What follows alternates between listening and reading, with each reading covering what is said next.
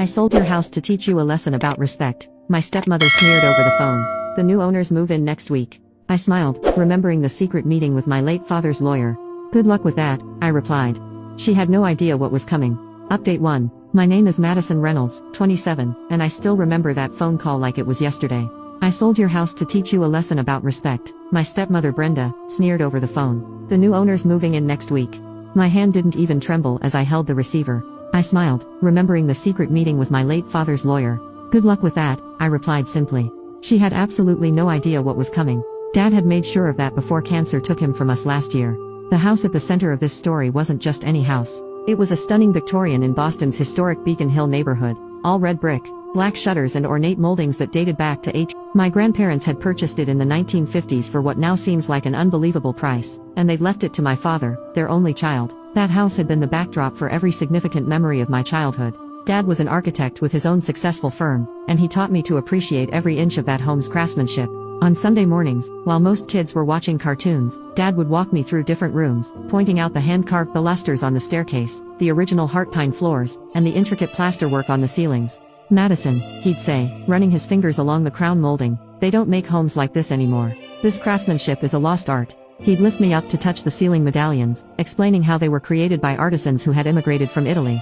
This house is our legacy, Maddie. Someday it'll be yours to care for.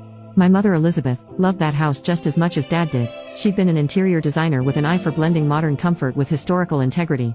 Together my parents had created spaces that were both breathtaking and livable. The jewel-tone library with floor-to-ceiling bookshelves, the kitchen with its soapstone counters and chef-grade appliances tucked discreetly behind period-appropriate cabinetry.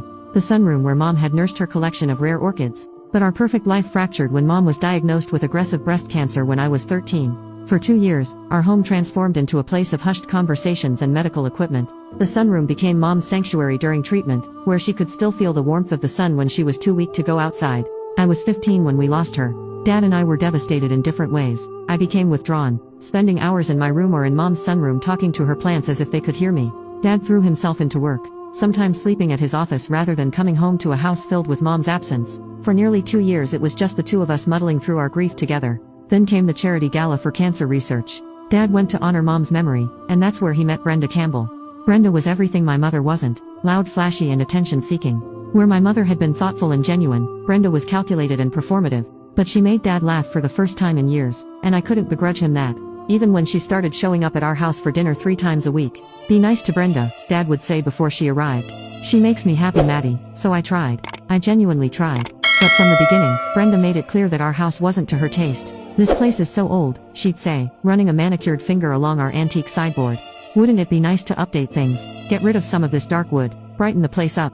Each suggestion felt like an eraser of my mother, the dated wallpaper in the dining room that Mom had carefully selected, the old-fashioned clawfoot tub that Mom and I used to take bubble baths in when I was little, the cluttered bookshelves filled with volumes that contained my mother's notes in the margins. When Dad announced their engagement after only 8 months of dating, I forced a smile and congratulated them. I was 17 then, and I told myself I only needed to endure Brenda for 1 year before college would provide me an escape. The wedding was lavish, Brenda's choice, not Dad's. He would have preferred something intimate, like his first wedding to my mother in our backyard garden. Instead we had a 200-person extravaganza at one of Boston's premium hotels. I stood beside them as the maid of honor, watching as Brenda beamed at the photographer rather than at my father during their vows. After the honeymoon, things changed rapidly. Brenda began redecorating immediately. Room by room, my mother's touch disappeared from our home. The antique Persian rugs were replaced with modern geometric patterns. The warm colors gave way to stark whites and grays. Family photos were rearranged to prominently feature Brenda, with many of the ones featuring just Dad and Mom and me disappearing altogether. Dad seemed oblivious at first. Or perhaps he was just grateful not to be alone anymore. When I tried to talk to him about it, he'd brush off my concerns. Your mother would want us to move forward, Maddie, he'd say. Brenda needs to feel like this is her home too. But it went beyond redecorating. Brenda began inserting herself between Dad and his longtime friends. The couples that had been fixtures at our dinner table for years were suddenly too boring or stuck in the past. Dad's college roommate, who visited every summer, was now imposing. His sister, my Aunt Carol, was always criticizing Brenda, though I'd never heard Aunt Carol say an unkind word about anyone. Gradually, our social circle shrank to Brenda's friends and colleagues. Dad seemed to shrink too, deferring to Brenda on matters he once would have decided confidently on his own. Now you can watch the second part by pressing share and more.